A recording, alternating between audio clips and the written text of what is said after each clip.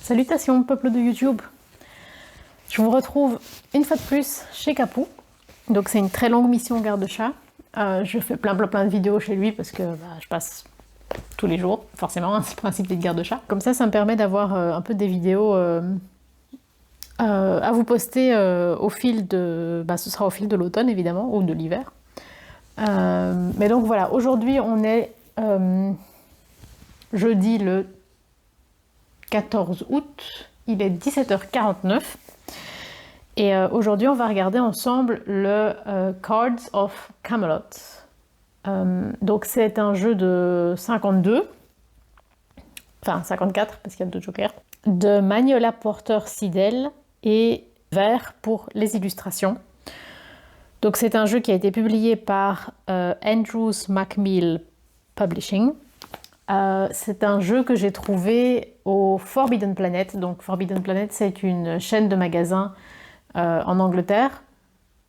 Peut-être qu'il y en a ailleurs, mais voilà, moi je les connais en Angleterre parce que j'étais à Londres avec mon mari mi-juin. Et quand on va à Londres, on fait toujours beaucoup de shopping. C'est pas le seul but d'aller à Londres, mais c'est un des buts, ça c'est clair. Forbidden Planet est toujours dans notre liste d'activités, entre guillemets. Est-ce qu'on peut dire que le shopping c'est une activité? Je sais pas. Mais en tout cas, on va toujours au Forbidden Planet. Ils vendent plein de choses. À la base, c'est surtout des comics, des figurines, des livres, voilà, un peu du merchandising de la pop culture. Et je sais pas s'ils vendaient des tarots, enfin des cartes, avant que ça devienne fort à la mode, probablement pas, mais en tout cas, bon, quand j'y vais, je regarde s'ils ont des tarots. Et j'ai trouvé ce jeu-là chez eux. Donc c'est un fini doux, mat, et alors on a le titre en vernis sélectif. C'est une boîte de cloches avec des petites encoches. Youps. À l'intérieur, c'est tout noir. On a un petit livret tout fin à la reliure collée, qui est à la taille de la boîte. C'est un jeu de 52, enfin de 54, mais c'est des grandes cartes. Hein. C'est des cartes, c'est format carte oracle. Ça va mon Capou? Petite boule.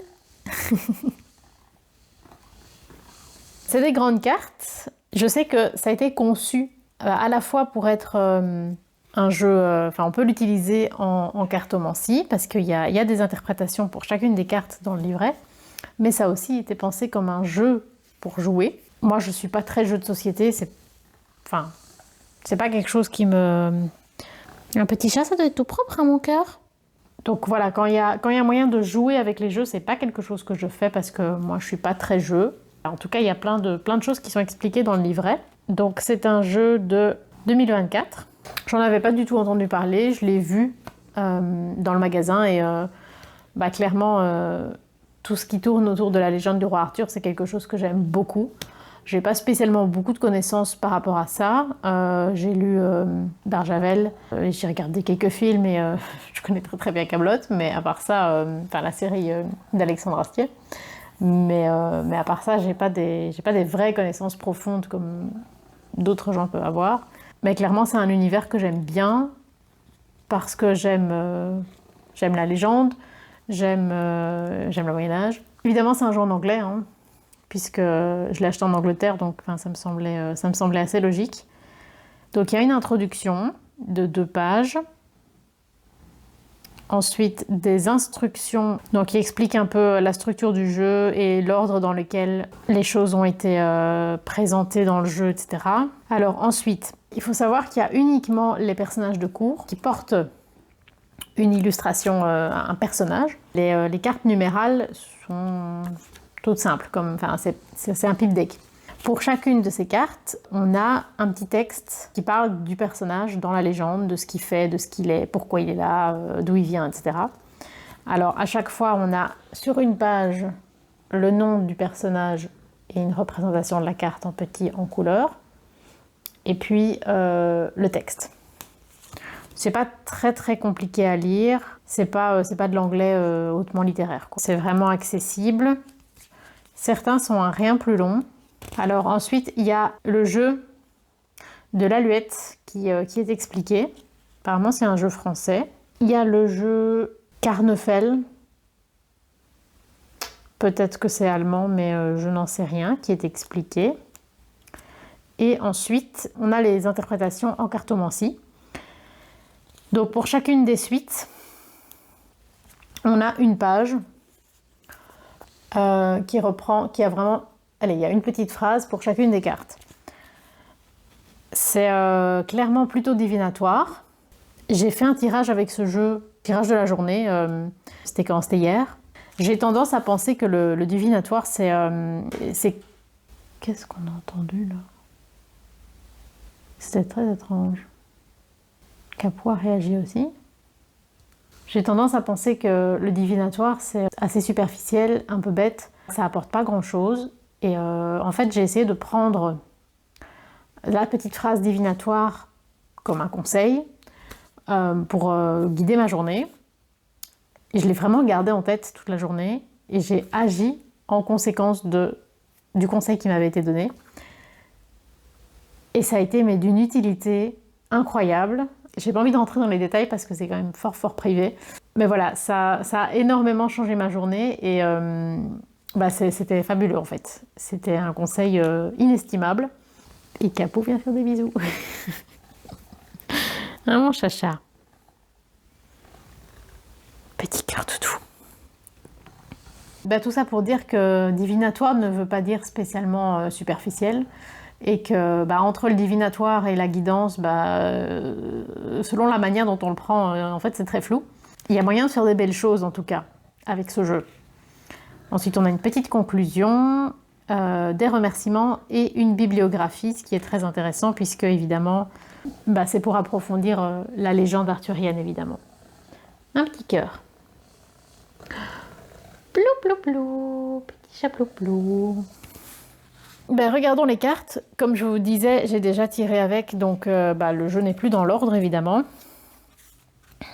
Ceci c'est le dos, donc qui est réversible. Les cartes sont légèrement satinées. Elles sont super agréables à brasser parce qu'elles chantent. Vous voyez ?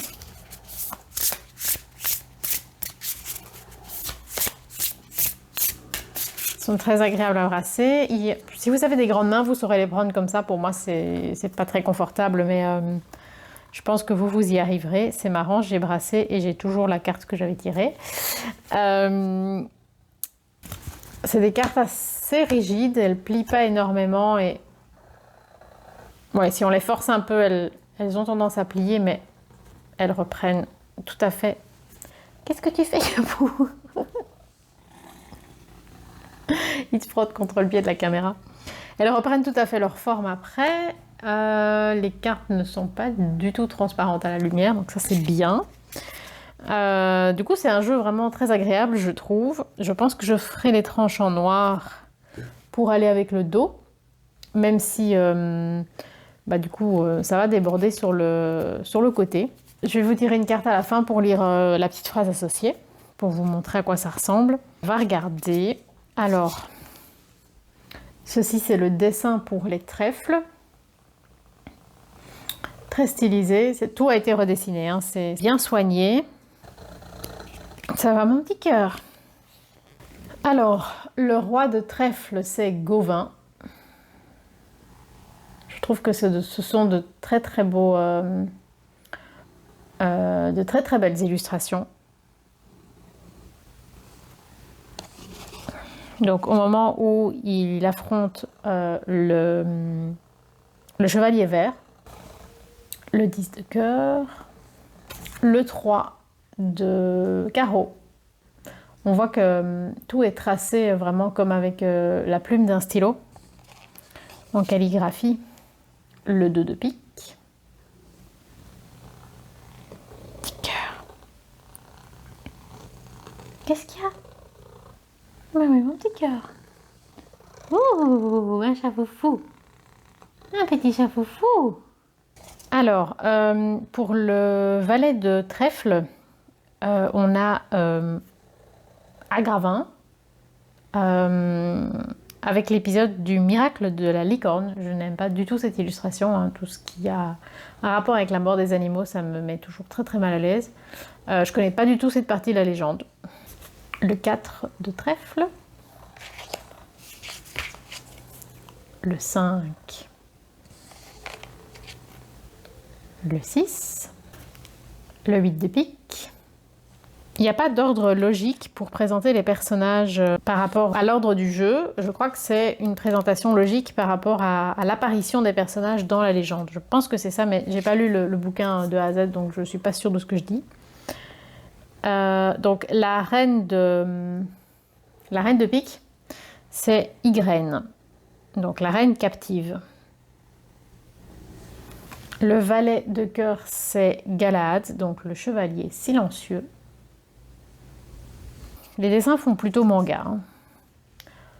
5 de cœur. Je trouve que ils sont bien retravaillés. C'est quand même très très soigné. Alors le roi de pique, c'est Arthur. Dans l'épisode de la chasse pour The White Stag. Je sais pas ce que c'est stag. L'as de cœur, évidemment le Graal. 3 de cœur. L'as de pique, c'est Uther Pendragon, donc avec la prophétie de Merlin. 5 de carreau. La reine de cœur, c'est Guenièvre, avec la trahison d'une reine. Les dessins sont très jolis, hein. Je trouve qu'on a à la fois l'ambiance médiévale et comme c'est le tout début du Moyen-Âge, on a quand même l'inspiration de l'époque romaine. Je trouve que c'est quand même bien présent. Le 3 de pique. Le 2 de cœur. Alors, l'as de diamond, carreau, oula, l'as de carreau, donc c'est la dame du lac. La main ou l'esprit, en tout cas celle qui orchestre tout, qui est derrière, toute la quête. Et si on regarde bien, elle a l'air, elle a pas l'air si gentille, hein, elle a l'air un peu démoniaque. Et sur son front, on a une petite lune comme ça fait penser à Luna dans Sailor Moon. 2 de carreau. 7 de carreau. 7 de cœur. 8 de cœur. 5 de pique. 4 de carreau. 10 de trèfle. Les trèfles sont très très stylisés, je trouve. C'est vraiment original comme manière de les représenter. Je trouve ça vraiment joli. 6 de cœur. Alors le Joker ressemble à ça, mais on n'a pas d'explication spéciale sur qui, quoi, comment. 9 de cœur. 7 de trèfle. 6 de pique. 7 de pique. 4 de pique. 9 de pique. Alors la reine de trèfle, c'est, je suppose que c'est Morgane, mais en anglais ils mettent Morgause. Donc c'est la reine du feu. Elle est très très différente de la manière dont je me la représente mentalement, mais voilà, ça c'est le principe des légendes, hein. Chacun adapte. Le 4 de cœur. Le valet de carreau, qui est Yvain, le chevalier au lion. Très mignon. 6 de carreau. Le valet de pique, c'est Mordred. avec l'épisode de la mort d'Arthur. Je trouve très très belle cette illustration. Il se passe vraiment quelque chose, je trouve.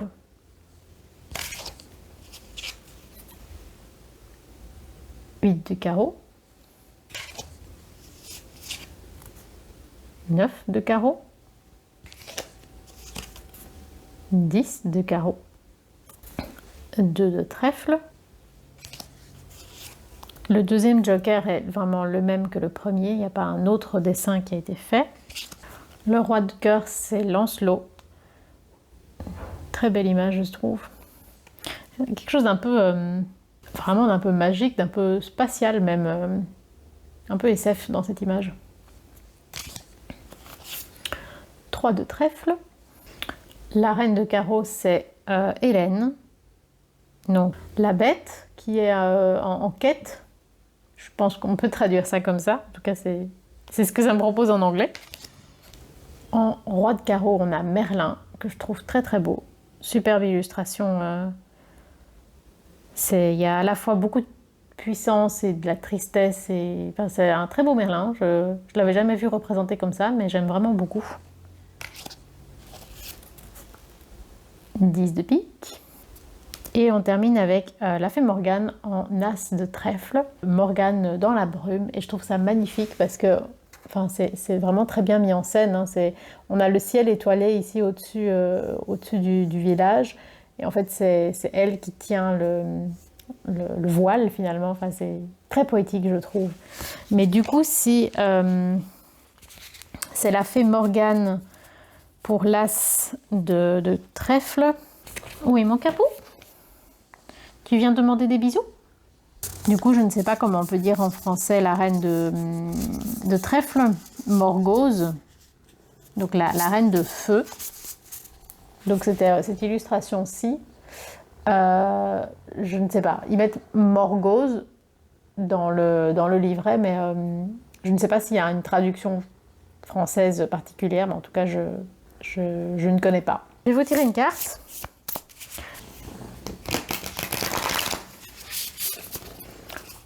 Comme les cartes sont un peu grandes, c'est pas nécessairement facile de faire le shuffle, mais ça va.